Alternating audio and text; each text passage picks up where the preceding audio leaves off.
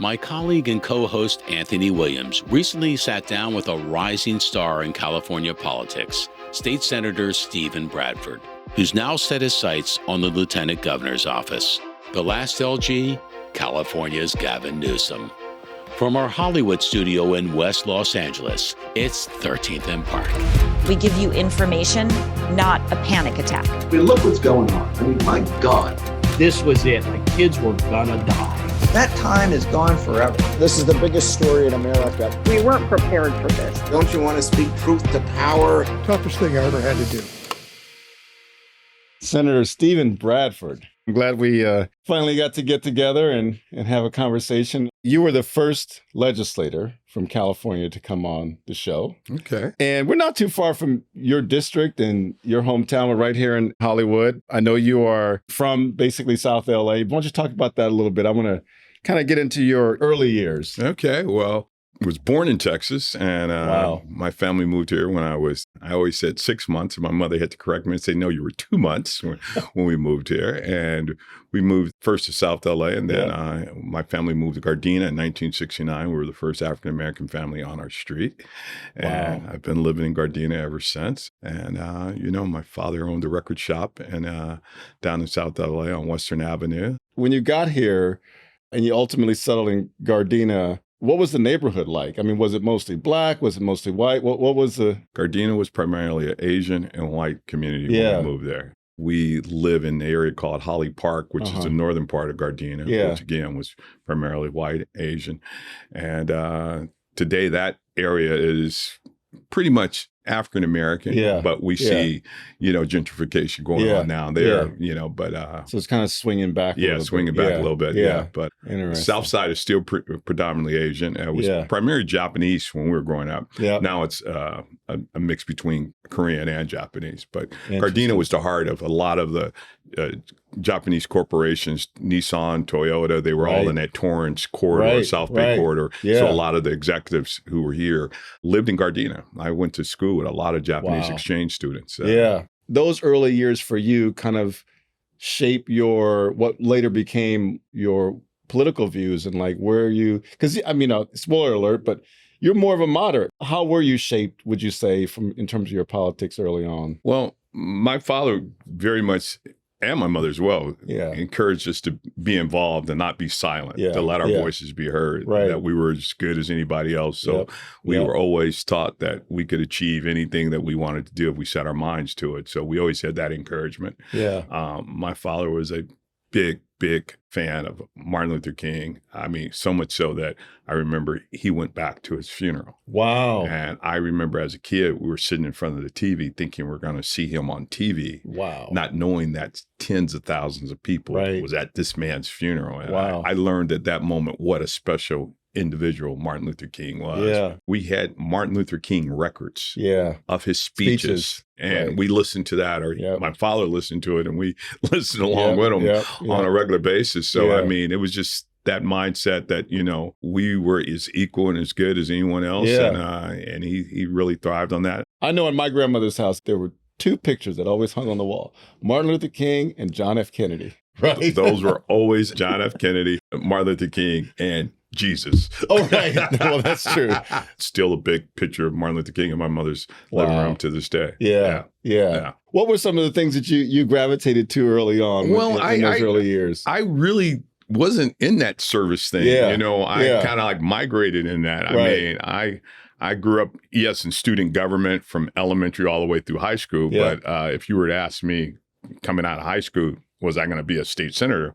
That was nowhere on my radar. I was always on the track to be a doctor. Oh, wow. I went to college as a biology major. And wow. Where'd you go to college? San Diego State first, my first 3 years at San Diego State, and then finishing at Cal State Dominguez Hills. Okay. So Dr. Shirley Weber, who's our current Secretary of State, you guys served as colleagues in the legislature, but reversing time, you were a student in her class. For all of 3 weeks. For 3 weeks. I get understanding. I'm a biology major, and she's teaching. I thought it was Black history, but she said it wasn't Black history. But I'm like, I got a better chance of passing organic chemistry than what she was teaching me because We weren't taught that in school. Right. I mean, she was in the nuts and bolts of who we were as a people, as a culture. And I had never heard it. And I'm like, taking this as an elective, thinking I'm going to cruise through it. Yeah. And no, I had to drill down harder than that. And I just realized 3 weeks into this, I better move and change. And so she always jokes that Bradford, if you stayed in my class, you would have been somebody. So I love it. As you're both sitting on the floor of the legislature having a conversation. That's great. Ultimately, you got yourself elected to the Gardena City Council. After 4 tries, so. Wow. I didn't get elected the first time. Yeah. I ran in 90 and lost by 400 votes. Ran in 92, lost by 32 votes. Wow. Ran in 94, lost by 400 votes. So I was moving in the wrong direction. And it was people starting to say, hey, maybe this is not for you. You need to look at something else. Yeah. And almost going to get that tag a perpetual candidate. Right. But the one thing different from me and a lot of those other folks, I stayed involved. I stayed engaged in the community. I didn't run and go and disappear like a lot of folks. They lose a race and you don't hear from them again until it's next election. So I stayed involved, strapped my gear on one more time, and I ran in 1997.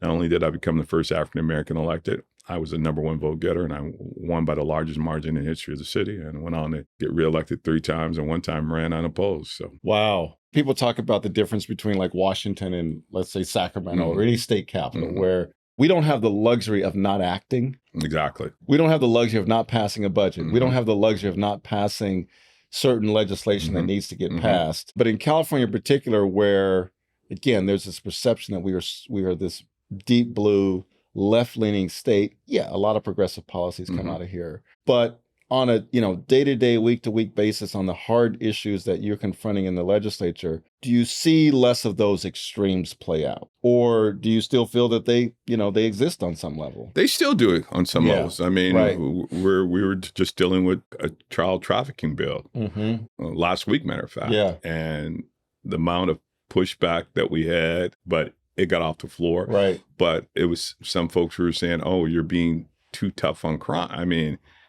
if you're exploiting kids, these folks need to be locked up. We have to rein some of this stuff in. Right. And they find it's surprising sometimes that a Democrat would take that position. But as I tell folks, whether you're Democrat or Republican, Black, white, Asian, Latino, we all want safe communities. Right. You can both be for safe communities and police accountability. I had family who's law enforcement. Yeah. I have childhood friends who are law enforcement. One of my longest, dearest friends did 35 years on LAPD. Wow. Story I don't tell. I was recruited to go into LAPD. I had an academy date. Right. Yeah. So I'm pro law enforcement. Yeah. But it's all about reining it in. I think down in Orange County, we just saw where a false confession after 17 hours of harassing this guy that confessed to a murder that didn't even happen. Yeah. And these guys are still on the force. That's not what law enforcement should be.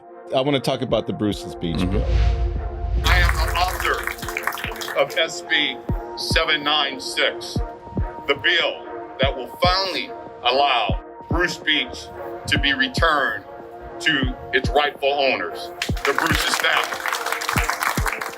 That was righting a huge wrong that had existed for a long time. Tell the story about what happened to Bruce's Beach. Well, a couple by the name of Charles and Willa Bruce purchased the property in 1912 with the sole intentions of creating a place where African Americans could recreate just like anybody else. Because they couldn't recreate elsewhere. They couldn't. Right. And so they built a lodge, a bathhouse, a restaurant, a dance hall, an all-encompassing facility right there for African Americans. And it was highly, highly successful. And the city of Manhattan Beach got fed up that it was so successful that they start vandalizing the cars, slashing the tires, even tried to set the facility on fire.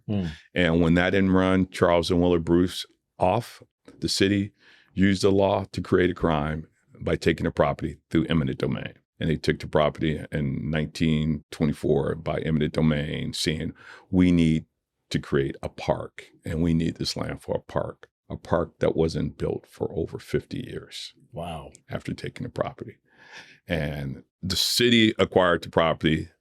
Then they gave it to the state, and the state held it for almost 40 years until they gave it to the county, which now sits a lifeguard training station on it. So we found out about it working with people like Kavon Ward, and they brought it to my attention that, hey, this is county-owned property. Let's see if we can return it back to the family. But they needed a piece of legislation from the state because the state deeded it over to the county with restrictions on how the property could be used or sold or, dispersed with. So that's what my bill did, because you couldn't have had any transfer of the property without first the state removing those restrictions. So I mentioned it to a few of my colleagues and they ran from the issue. Yeah. Oh, no, we don't. Manhattan Beach is not going to want to do this. Yeah, no. But once we had the first press conference, and this is the largest press conference I've ever participated in. Right. We had press from all around the world right there on the beach, and it started getting momentum. All of a sudden, everybody wants to sign up to be co-authors. Many of the same people that said, I don't want to have nothing to do with it. Right. And we brought the Bruce family in, the great-great-grandson, Anthony. We crafted the legislation that stated, hey, we could return it back to the family. And we did that in 2021, I believe. We returned it back to the family. They sold it 2 years ago. Right. And a lot of folks almost lost their minds. Why would you sell this property? You only sold it for $20 million. And as you well know in real estate, it's location, right.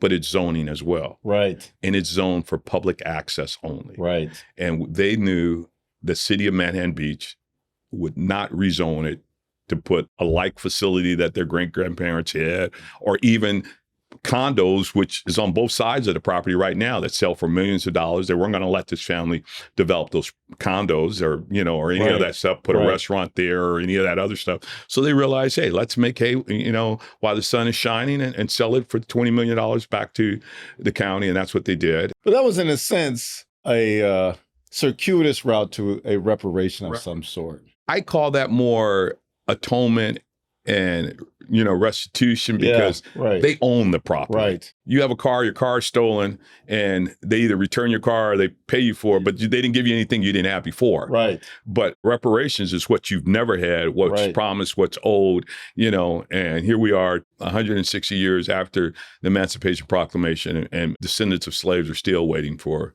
their piece of American dream that they still have never experienced. Right. But we do have a bill, SB 1050, that's looking at the racial taking of property that's under our reparations package, because that was an isolated incident. Right. We're even looking at right now in Santa Monica. It was an African-American businessman by the name of Silas White who built a African-American spa right there before you get to the water. And the city took his property in 1960 saying, oh, we need it for a parking lot. Well, you know what sits on that piece of property today? A 4-star hotel, the Viceroy, that the city still owns the land and collects rent from that hotel on a monthly basis. That money should be going to the White family. The point of, I think, this work that you've done, both with the Reparations Task Force, the Bruce's Beach bill, now this new bill to kind of identify these other sort of unjust takings, it's part of the reckoning that happened, obviously post George Floyd to some degree, although the Bruce's Beach effort, you recounted how it started way back with, with other people who had identified it as an issue. But what do you say to people who say, yes, injustice happened, but we've all experienced bad things in life and, we just got to all move on, and why can't we move on instead of rehashing these things of the past? What is your response to that?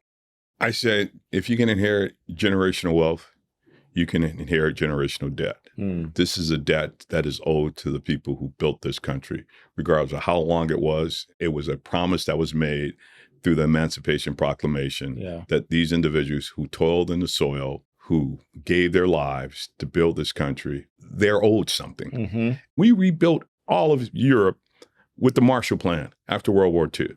And in many ways, we paid restitution, reparations, whatever the case, how you want to describe it, we help folks. We're still finding property today, be it other artifacts, and we're returning it to those descendants. As we should. Exactly. We should. That's right. And we should do the same for those descendants of chattel slavery here in the United States. So that's the argument I make. Well, we talked about Merv Dimely, first and only African-American to serve as lieutenant governor of the state of California. You're trying to change that. Talk about what you're doing. Well, I'm launching a campaign, and we're 2 years off. I don't do this with any false pretenses. I want to do the work. And a lot of people see lieutenant governor and, oh, that's a fancy. It's a nuts and bolts type of job. Yep. It's not sexy at all. The title sounds sexy, but you sit on boards and commissions. You're doing the things that the governor doesn't have time to do. You sit on the UC's board. You sit on the CSU's, now on the community college board. You sit on the land commissions. You know, you work with the coastal commission. You deal with all those things, waterways, infrastructure, all of those things that are not sexy, that don't get a whole lot of attention, but are vitally important to the state of California. And I think in my 25 years as an elected official, it has never been about the fanfare. It's never been about the title. It's been about the work. And I think my record speaks for that. And this is a job that I think fits perfectly for why I do this. Again, I do it to have a positive change and a positive impact. And I think this is a great job. I tell folks, I have no desires to be governor, but I want to do the work of the lieutenant governor. Yeah. And you're going to have to go around the state and make that case, right? To 58 counties. Known in LA, but not so much outside the state. And how are you planning to get yourself out there? I'm going to have to hit the road, you know, getting in a car. I won't have no charter jet to fly me all around the state like some folks have been able to do. I'm going to have to, you know, just do it the old fashioned way. And it's not going to be an easy task, but I'm up for it.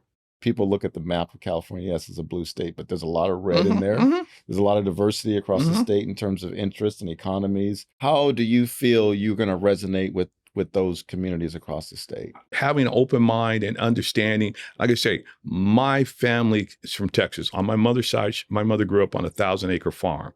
So I understand the importance of, you know, agriculture, taking care of the land, livestock, and all those things, and the important role that farmers play, not only in California, but across this country.